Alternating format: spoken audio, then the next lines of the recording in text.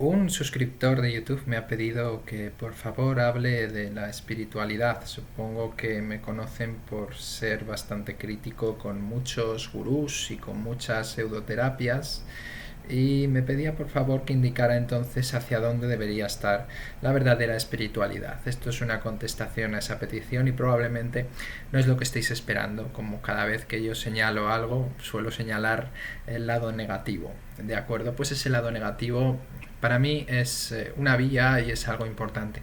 Lo que voy a decir a continuación es una opinión personal, no está sustentado en ningún tipo de psicología ni de ciencia, pero me gustaría comentarlo porque lo considero alarmante. Creo que la vía, en sentido espiritual, la vía más espiritual que podemos tener, consistiría en ser muy consciente y conseguir algo llamado discernimiento que desgraciadamente no está de moda. Para mí entonces, todas las personas que ceden su criterio, su discernimiento y caen ciegamente, y puedo entender por qué caen ciegamente, en historias o pseudoterapias potencialmente peligrosas, automáticamente pierden cualquier posibilidad de desarrollar lo que llamaríamos una espiritualidad real, por así decirlo. Hay multitud de ejemplos lógicos, claros y evidentes que muchas veces nos hemos esmerado en explicar por aquí, pero ocurre la gran desgracia, que lo estaba comentando el otro día, de que siempre un vídeo que te dice lo que quieres oír va a tener más audiencia que un vídeo que te dice que lo que crees o lo que crees haber encontrado no es real. Cuando hablamos de lo del real y de lo que no es real y del discernimiento que podemos tener, me refiero a discernimientos obvios. Por ejemplo, os voy a poner un ejemplo, el tema de la física cuántica, cuando se convierte en misticismo cuántico, cuando lo predica Enrique Corberá o sueltan historias Deepak Chopra, no coincide, no es real. Y cualquier físico cuántico te dirá que lo que ellos pretenden sacar de ahí, que juegan con un par de ejemplos paradójicos de la física cuántica, no es aplicable a la realidad. No es verdad, es decir, es una distorsión, es una fantasía. Y lo interesante de esto es que da igual el tiempo, las distorsiones que tú creas ver, los sesgos que tú creas ver, los avances que tú creas que se deben a tu aplicación de la física cuántica en la vida diaria, da igual, porque los seres humanos tenemos una increíble, absoluta e impresionante capacidad de distorsionar y engañarnos a nosotros mismos. Incluso tenemos capacidades para disociarnos de la realidad y para tener alucinaciones. Hay un porcentaje de personas, no necesariamente con un trastorno patológico, que sufrimos alucinaciones, ¿de acuerdo? Es posible, está en literatura. Por tanto, a niveles de sugestión somos terriblemente básicos y fáciles de influir.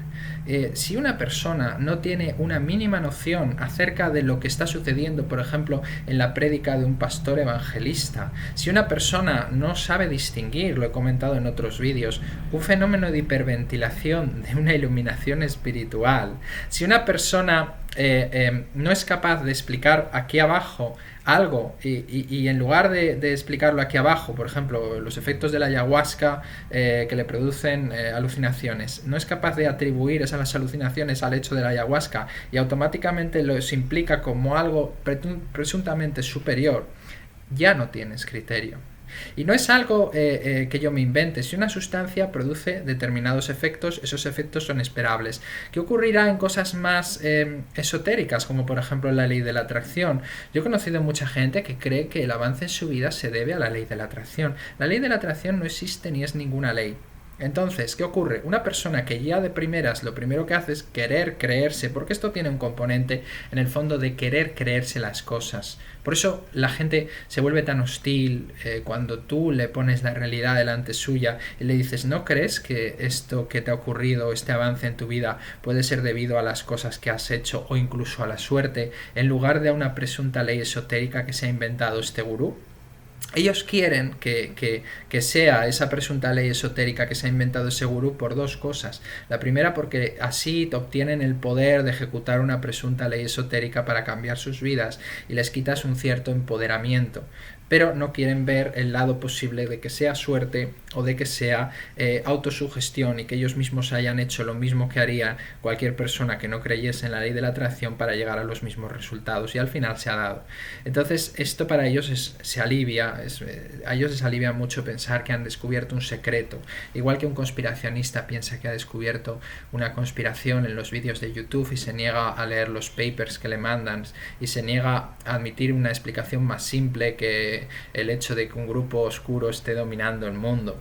Eso nos hace a la gente, nos hace sentir especial, nos hace sentir como dándole un cierto sentido, y eso es algo muy poderoso en las personas. Por eso muchas personas, si no la gran mayoría de las personas que están implicadas en historias espirituales, por lo menos los gurús, suelen sufrir una cosa llamada narcisismo espiritual, cuando no narcisismo maligno, que es una forma de creerse que de alguna forma son personas elegidas, son personas que tienen un don especial, que han descubierto una realidad, algo inaccesible, y entonces suelen presentarlo a su público o a sus potenciales adeptos como que quieren compartir ese conocimiento. Y ahí las motivaciones son muy diversas. Algunos sencillamente lo único que quieren es tener un afán lucrativo extremo, quieren lucrarse con el tema, pero lo saben disimular porque si no se les acaba el negocio. Y otras personas tienen un afán de poder que puede llegar a lo sexual o incluso sobre decisiones sobre la salud o la vida y la muerte de sus adeptos. Esto ocurrió en diversas sectas, ya lo sabéis, la secta es Heaven's Gate o la secta de Jim Jones en Guyana, que terminaron suicidándose unos 800 o 900 personas. Cuando ponemos estos ejemplos tan extremos, la gente espiritual o la gente iniciada en la New Age dice que ellos no están en esos ejemplos extremos, que no lo ven, que es una asociación exagerada, que pretendemos decir o pretendemos empañar la búsqueda sincera de las personas. La mayor parte de la gente que cree que son buscadores sinceros en realidad suelen comprar 3 o 4 títulos New Age que son súper populares. Hace poco recuerdo que hace un tiempo escribí un artículo acerca de un coach de estos que se pone de moda, y para que veáis, las personas que hemos investigado este tema, notamos que ciertas cosas se ponen de moda cada ciertos años una y otra vez. Pero claro, ha nacido gente nueva, ha habido gente que no ha conocido las historias anteriores, ha habido gente que no se ha interesado en absoluto y por tanto les parece algo nuevo. La ley de la atracción es algo antiguo, pero que salió a principios del año 2000 como algo nuevo y muy bien reciclado. Hace poco el coach que os digo promovía el uso de afirmaciones positivas que tú repetías una y otra vez, y eso al fin y al cabo terminaba transformando tu realidad porque impactaba en tu subconsciente, bla bla bla. Esto es una teoría absolutamente vieja, absolutamente falsa, pero cuela una y otra vez, y el efecto, esto es un efecto que he comentado en varias ocasiones, el hecho de que la gente compre, enriquezca a los gurús y a los farsantes, produce un efecto de bucle, que al final lo que ocurre es que se autojustifica. Es decir, yo puedo pensar o montarme una historia mágica en la cabeza, y si la gente reacciona y me da millones y millones y millones de dólares, pues yo voy a creer que a mí eso me ha funcionado. Eso es lo que les ocurre a los gurús. Puede que no todos tengan mala intención y digan, oiga, a mí me ha funcionado, fíjese, soy la prueba viviente, esto lo dice Barbara Harris en uno de sus libros, soy la prueba viviente de que el secreto, la ley de la atracción, la conexión con la fuente, o llámelo como quiera, mi pseudoterapia particular funciona, porque mire qué éxito tiene, mira cómo reacciona la gente. Incluso he visto catarsis en las personas cuando las toco, cuando las influencio, etcétera, etcétera. Esto lo hacen mucho los predicadores evangelistas. Y eso actúa como una confirmación de una historia que tienen en la cabeza, que solo se mantiene mientras la gente le preste atención. Si la gente deja de prestarle atención, si la gente deja de enriquecerlos, si la gente deja de promocionarlos, se convierte en alguien marginal y sin poder. Pero se retrotrae todo, ¿de acuerdo? Es como una especie de bucle.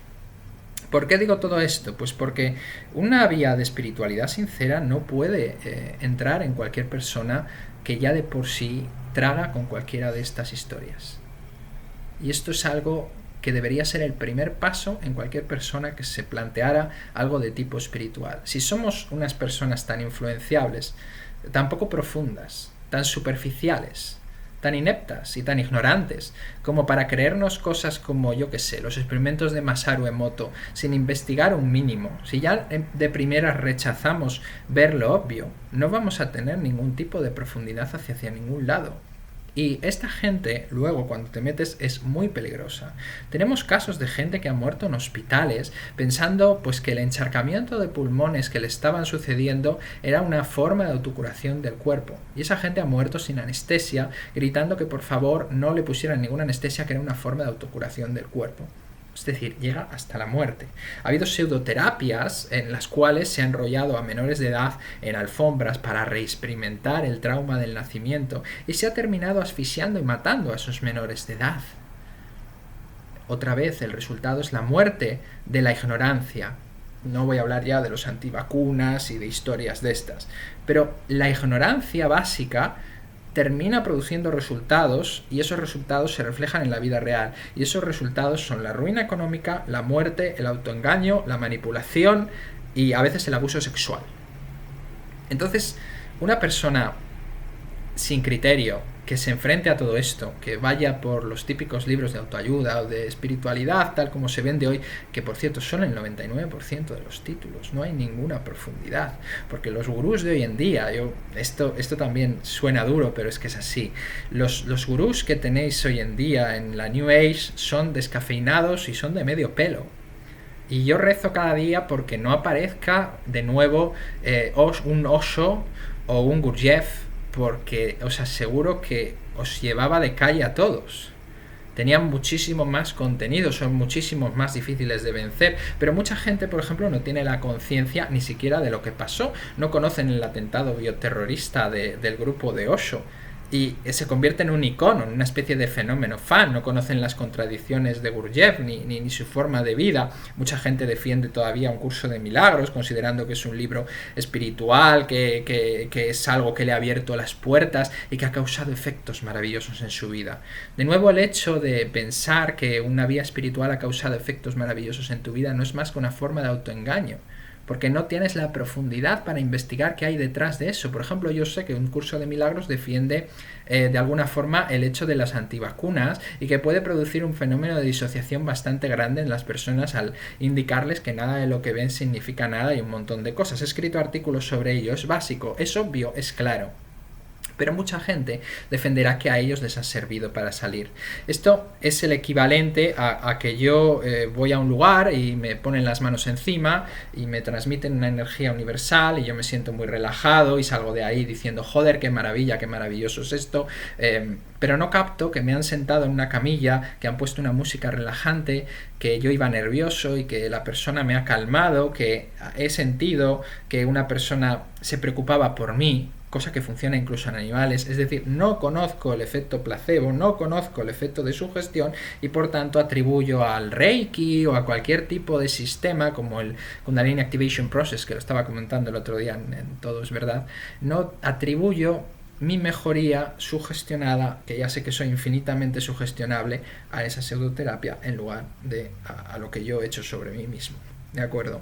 A la expresión de esa preocupación. Por tanto, una persona así suele ser víctima de gurú tras gurú, suele ser víctima de corriente de autoayuda tras corriente de autoayuda, porque además se reciclan y a veces predican la misma historia con diferencia de años, como hemos dicho, y otras veces van saltando cuando se agota ese efecto sugestivo de las primeras sesiones o del primer libro, o sale una nueva moda incluso, porque esto es muy común, sale una nueva moda, un nuevo gurú espiritual y van saltando de uno a otro, de uno a otro, de uno a otro, y eso lo llaman ser un buscador espiritual. Eso es ser una víctima de determinadas corrientes New Age, que vamos de un lado a otro sin ningún tipo de criterio y que saben que van a tragar con el siguiente y van a enriquecer al siguiente y van a legitimar al siguiente, ¿de acuerdo? Entonces, como primer paso, que no está mal, ¿ves? 13 minutos de vídeo veo que llevo y ese es el primer paso. Ese primer paso ya no será ejecutado por prácticamente nadie. Entonces, ¿qué posibilidades hay de que una persona desarrolle una espiritualidad consistente en su vida si ni siquiera somos capaces de distinguir eso? Es muy duro admitir esto, pero debería ser el primer paso para todo. Si no tienen discernimiento, es absolutamente imposible que cualquier persona desarrolle algo espiritual o algo mínimamente válido para su vida. Por otro lado, tenemos un problema en reaccionar a lo obvio. Con lo que todas las pseudoterapias que he nombrado, con todos los efectos, con toda la sugestión, seguimos sin saber reaccionar a lo obvio. Cuando hay una frase, me parece que es de Jesucristo, que decía: por sus frutos lo conoceréis. Cuando un grupo, las actividades de un grupo producen, yo qué sé, cuando un gurú, el otro día estaba viendo un documental sectario, un gurú termina abusando de la mujer de uno de sus adeptos una y otra vez y le convence al adepto de que esto es para que ella se libere de no sé qué historia, y esta persona lo acepta y sigue captada y no puede reaccionar y lo tiene que racionalizar y tiene que luchar contra ello. No puede reaccionar a lo obvio, pero es obvio desde fuera. Cuando tú llegas a un gurú nuevo y a una secta nueva, a un grupo nuevo, y esta persona pues probablemente te pida que hagas un pequeño gesto, no sé, que des un euro o que te arrodilles, tú no lo sabes, pero eso ya es un inicio de captación. Si tú realizas un acto que luego tendrás que racionalizar por qué lo has hecho, poco a poco te van a introducir. Por eso en otro vídeo que se titula Captación yo he argumentado que la mayor parte de la gente piensa que se trata de comerte la cabeza y que luego realices los actos de la secta. No es así. Primero haces los actos y luego tú mismo te convences de que lo que has hecho es coherente. Esto es como lo de... lo he dicho muchas veces, es como lo de comprar emocionalmente y luego tú te lo justificas racionalmente. No conocemos las tácticas mínimas de venta ni las tácticas mínimas de manipulación. Cómo vamos a enfrentarnos a grupos que tienen estudiadísimas tácticas para captar a la gente. Cómo vamos a enfrentarnos a una contraportada atractiva New Age que te promete resolver todos tus problemas si aplicas esto, y no lo vas a comprar. Si ni siquiera puedes defenderte de las mínimas tácticas de la bola baja o del pie en la puerta que conocen todos los vendedores desde hace muchísimas décadas. Esto es importante, ¿vale? El nivel de autoengaño también es importante, el nivel de narcisismo de los gurús también es importante, la presión de la gente es absolutamente fundamental. Por ello, muchas veces los grupos y las personas creen que van a retiros cuando realmente lo que están haciendo es ir a un retiro que está mediado por alguna clase de grupo, y ahí tienen el entorno perfecto. Por ejemplo, te pueden decir: deje usted el móvil para no contaminarse o para estar realmente tranquilo y alcanzar una espiritualidad, le vamos a dar alimentos vegetarianos para que usted purifique sus chakras o lo que quieras, ¿vale? Pero realmente lo que están haciendo es, por un lado, quitarte los carbohidratos y las proteínas, por el otro, aislarte comunicativamente y después darte durante ese fin de semana de una forma absolutamente intensiva, que, mediado por un efecto del estrés, lógicamente estás como más tranquilo, rodeado de gente que produce una presión, te puedes encontrar haciendo cosas que tú antes nunca pensabas que serías capaz de hacer. Por ejemplo, hace poco leía a un famoso gurú que lo admiten en universidades y en periódicos, que una de las cosas que solía hacer era cerrar la sala donde estaba con 100 personas y dejarles que dieran ni recibieran amor. Supongo que no sé a qué se refería con eso, pero me lo temo, ¿no? Y ese tipo de catarsis colectiva la utilizan constantemente y a la gente sale muy impresionada, muy impresionada. Llegan a hacer cosas que nunca en su vida se habían planteado, pero la presión grupal es muy fuerte. Incluso para expertos sectarios que se han introducido en grupos sectarios, en sus charlas, al salir les cuesta mucho desvincularse de lo que han vivido, porque es absolutamente tremendo. Y la presión de grupo hace cosas extraordinarias en la gente. Yo he visto gente llorando, temblando, hablando en lenguas muertas o transmitiendo mensajes del Espíritu Santo. Todo esto parece muy friki, muy raro cuando lo vemos desde fuera y somos aparentemente racionales, pero luego cuando estás dentro os aseguro que es devastador e impresionante, y es una de las experiencias, a veces incluso me dicen que es una de las experiencias más impactantes de su vida, y es difícil que tengas otra experiencia que supere eso. Por tanto, imaginaos lo fácil que es vincular eso con algo extraordinario, con algo esotérico, con algo divino, y hacer que la gente vuelva de algún modo al engaño. Hay grupos que utilizan el sexo, hay gente que utiliza la catarsis, hay gente que utiliza lo de sentirse especiales, hay gente que utiliza el desánimo y la contradicción del mundo normal o la desilusión, hay gente que utiliza historias utópicas, hay gente que utiliza amenazas de que el mundo se va a acabar, que es el más clásico de todos: el mundo se va a acabar, venid conmigo que os doy la liberación, etcétera, etcétera. Entonces es eso, ¿no? La primera cosa sería esta, y ya es bastante, ¿verdad? Deberíamos ser capaces, sobre todo, de percibir lo obvio, de percibir que cuando un grupo genera asesinatos, cuando un grupo genera abusos, cuando un grupo genera dependencia, cuando un grupo genera ruina del adepto, cuando un grupo genera todo ese tipo de cosas, deberíamos ser capaces de distinguirlo y de verlo como algo obvio y de retirar la atención, porque también esto es una responsabilidad social, el hecho de que las autoridades no actúen, pero el hecho de que sigamos reforzando, disculpando al gurú o al grupo, diciendo que vive y deja vivir, es ese tipo de actitud que tenemos, lo tenemos también en este país, de vive y deja vivir, que aquí no pasa nada. Es grave que un grupo coercitivo se instale o compre un edificio en pleno centro de la ciudad y que siga existiendo. Es muy grave, porque al tenerlo ahí, por mucho que los ignoremos, por muy liberales que nos consideremos, estamos situando algo muy peligroso que terminará afectando a nuestros parientes, a nuestros hijos y a nuestra sociedad inevitablemente. El hecho de no actuar de forma contundente nos pone en peligro a todos, y la justicia, al dar la razón o al no actuar contra este tipo de gente, también nos pone en peligro a todos como ciudadanos. Lo que pasa es que esto ya es un tema un poco más profundo. Supongo que esto no es lo que esperabais que dijera sobre espiritualidad, pero fijaos si el primer paso es importante, si es difícil y si conocéis a alguien realmente que sea capaz de darlo.